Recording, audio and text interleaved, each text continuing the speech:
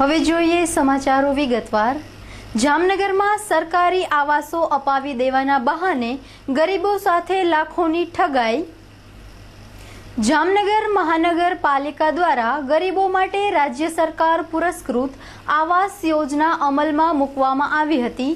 આ પૈકી 420 આવાસોનું શહેરમાં અલગ અલગ વિસ્તારોમાં નિર્માણ કરવામાં આવ્યું હતું અને આ મકાનોની ગરીબ પરિવારોને ફાળવણી કરવામાં આવી હતી, પરંતુ જામનગરના જિગ્નેશ વ્યાસ, વિશાલ પ્રવીણચંદ્ર, વિપુલ વ્યાસ નામના 3 સગા ભાઈઓ ઉપરાંત ભરત ચાંચિયા અને રાજેશ કોળી નામના 5 શખ્સોએ સાથે મળી લોકો સામે છેતરપિંડી કરવા માટે કાવતરું ઘડી કાઢ્યું હતું। પાંચેય આરોપીઓ દ્વારા મકાન ફાળવણીના ખોટા દસ્તાવેજો બનાવી, બોગસ ફાળવણી પત્રો પણ બનાવી 96 આસામીઓને પધરાવી દીધા હતા।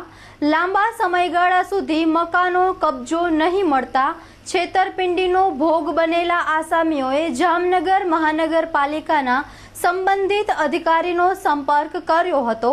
આ સમયે તંત્રએ જણાવ્યું હતું કે આવી કોઈ યોજના હાલ અમલમાં નથી, તમારા સાથે છેતરપિંડી કરવામાં આવી છે।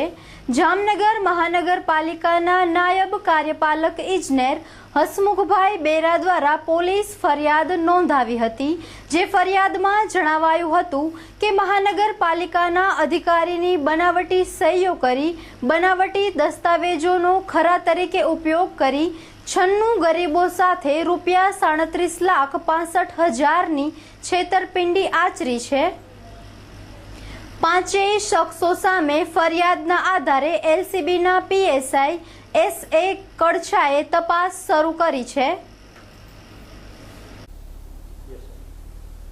જામનગર મહાનગરપાલિકામાં ફરજ બજાવતા હસમુખભાઈ પટેલ, ડેપ્યુટી એન્જિનિયરે ગઈકાલે Jamnagar city B division police સ્ટેશનમાં આઈપીસી કલમ 465-467 મુજબ કુલ 5 આરોપી વિરુદ્ધમાં ફરિયાદ રજીસ્ટર કરાવેલ છે।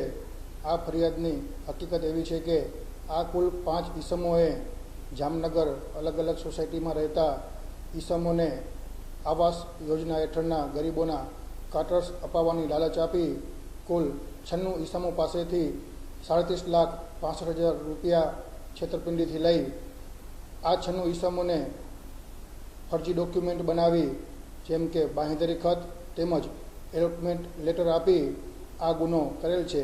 આ ગુનાની આગળની તપાસ એલસીબી પીએસઆઈ શ્રી કડછા ચલાવી રહેલ છે।